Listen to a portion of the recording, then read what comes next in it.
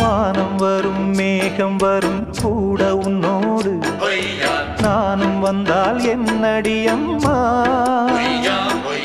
தென்மதுரை சேரும் வரை ஆண் துணையாக ஏழை என்னை ஏற்றுக்கொள்ளம்மா ஓடாத கிளியே தனியாக